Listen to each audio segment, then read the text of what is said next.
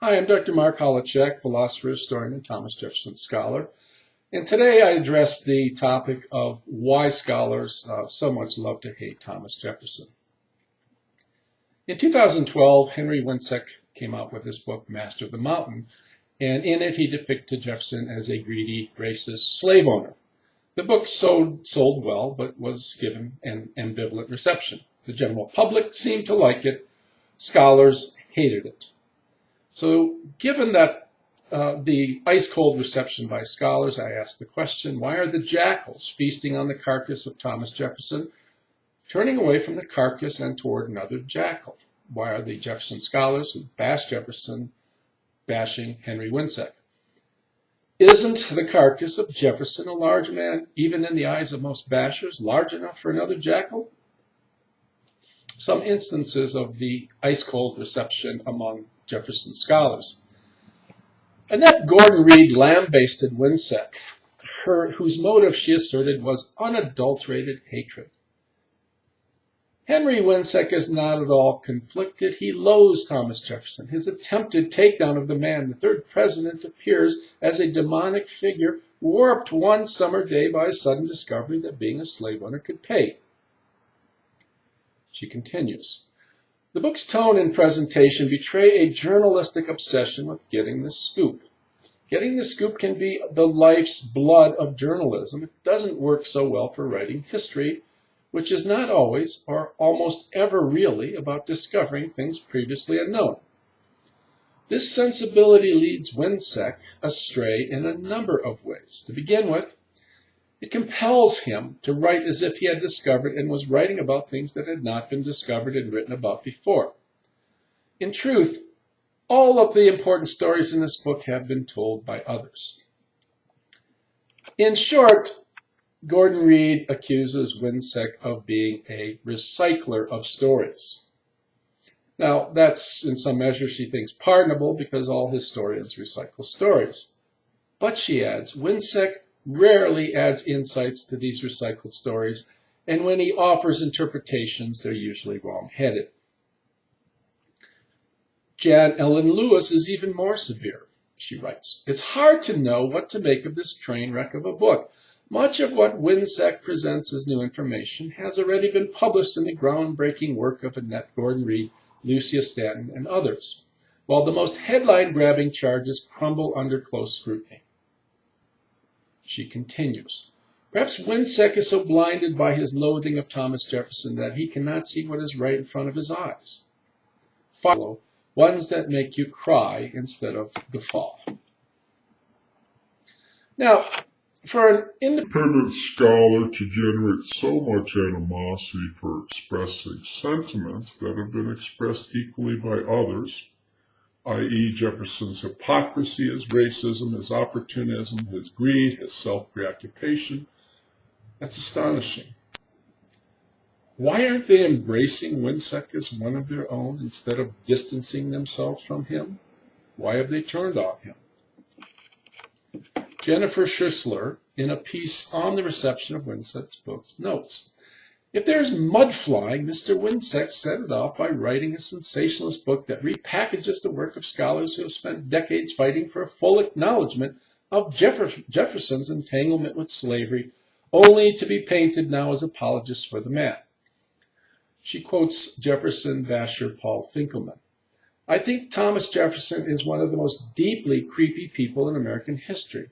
But for Henry to come along and say, I'm the first one to discover this? Come on.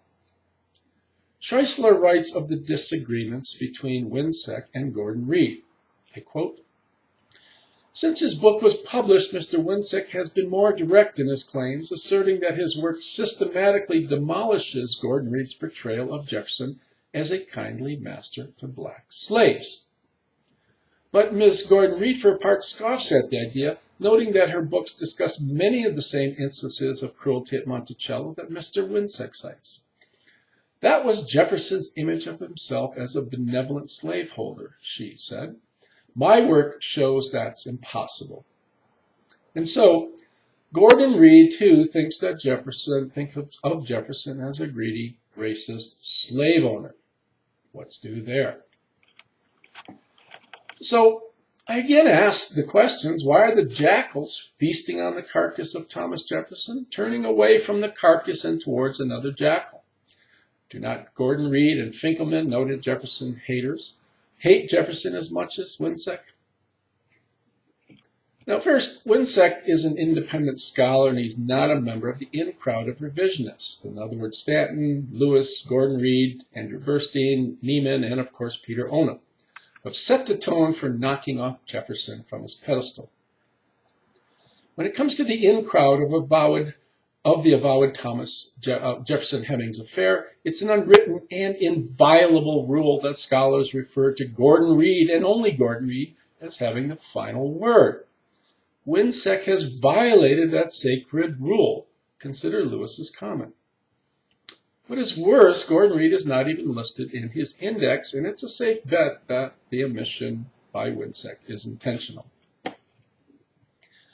Second, Winsec, as an outsider, as an interloper, is recycling much of what others have said. Though he says many of the things, for instance, that Gordon Reed has said, her name appears seldom in his book. Yet, I add, Gordon Reed is no stranger to failing to give credit to prior authors. Her Thomas Jefferson and Sally Hemings, and those parts of the Hemings of Monticello in which she details the probable course of the relationship between Jefferson and Hemings, merely rehash what Fawn Brodie wrote years ago, that Jefferson and Hemings had an on-the-quiet, mutually fulfilling relationship for some 38 years without anyone being wise to them. And yet Gordon Reed treats Brodie just as one scholar among others in those books. That too is astonishing. Thus Winsec has not only adopted Gordon Reed's ideas, he has adopted her modus agendi. Good reasons for her irateness. Now, there are problems for Jefferson revisionists. I focused on two: timelessness, and hatred. Historian Cushing Strout notes that today's revisionists write from the present as if it were a timeless perspective that cannot be judged faulty from any possible future time. They criticize others for failing to situate Jefferson, but in doing so, they fail to situate Jefferson. Consider Peter Onuf's critique of Jefferson Republicans. Writing from a Republican perspective, American historians, and here Onuf seems to have in mind both historians of Jefferson's day and contemporary historians, have, and I quote, obscured the cosmopolitanism of the American Revolution. Ignoring the British and provincial castes, he says, the Americans' derivativeness, their lack of originality, and their anachronism manifest in their putatively paranoid inability to understand the world they lived in, set them apart as distinctive, exceptional people. He adds, the ideological historians define the subject of contemporaneous debate in timeless terms that deflected attention away from the broader geopolitical context and issues that precipitated the imperial crisis, focusing instead on the supposedly fundamental questions of citizenship and character, liberty and power, private and public interest that continue to absorb political theories. With the real subject of debate so narrowly defined, it was easy to discount and distinguish other more cosmopolitan streams of thought. Obsessed as they were with defending themselves against a corrupt and grasping ministry, American patriots would have little interest in reading and thinking about the larger world. End of quote. In short, for Onuf, ideological historians use a philosophical or a timeless and not a situated or geopolitical perspective.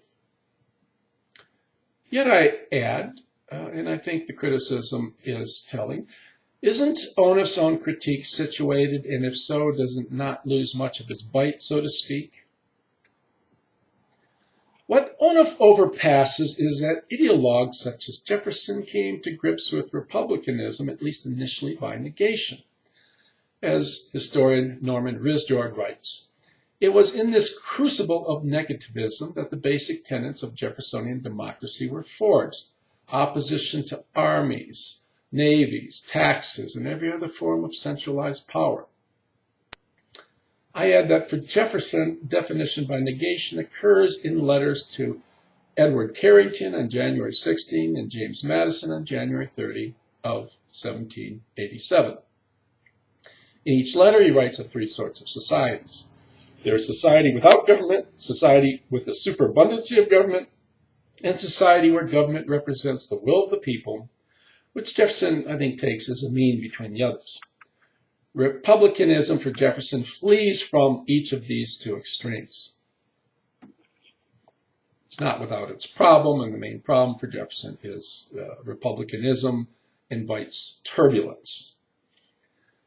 Now, what is most disturbing in the revisionist literature on Jefferson is the unabashed hatred of Jefferson. Overall, the rampant Jefferson hatred is disturbing simply because hatred is disturbing. Can't revisionists call attention to the moral macula of Jefferson without execration, without hatred? Does not hatred occlude, does not prevent objectivity? Yet, perhaps Jeffersonian revisionism is not about objectivity. Peter Onuf, in his Mind of Thomas Jefferson, tells us objectivity is impossible. In a quote that I've used in other videos, he says, doomed to cluelessness in our own world like Plato's cave, to a domain of shadows and hand-me-down light. When we study Jefferson, we cannot hope for anything more than a possible Jefferson. Scholar Stephen Conrad, in one of the essays included in Onuf's collection of essays, Jeffersonian Legacies, writes in an endnote to his essay of a 1992 symposium titled Jefferson and Rights, that philosopher Richard Rorty, and I quote, eloquently made his case for setting aside questions of historical accuracy and philosophical justification in order to sustain the present-day cause of international human rights, a cause that has lately invoked the Jeffersonian tradition to profound effect. Inclusion of the endnote by Conrad strongly suggests concord with the sentiment. If we follow that sentiment by the letter, it means pushing for human rights. It's entirely justifiable for scholars to evade in historical accuracy. It's justifiable for scholars to tell falsehoods about the legacy of Thomas Jefferson if we can advance the human rights agenda. Another problem with hatred. Hatred suggests grisly motives. Psychologist, psychotherapist Erik Erikson, in his brilliant study of Jefferson, expresses his concern about scholars wishing to gain what he says is an easy moral superiority over our dead heroes.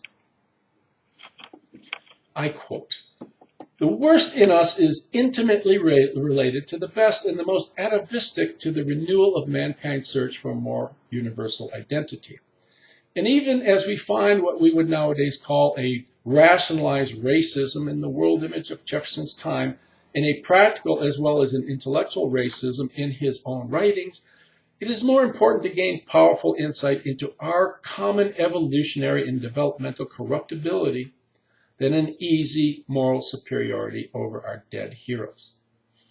The process of pseudo-speciation," and I add drawing artificial lines about our species while within the species, "which has blurred the borderlines between reality and illusion and set man against man in the name of commitments to the death, has also produced those more universal civilizations, and within them the networks of communication on which a wider human consciousness will depend."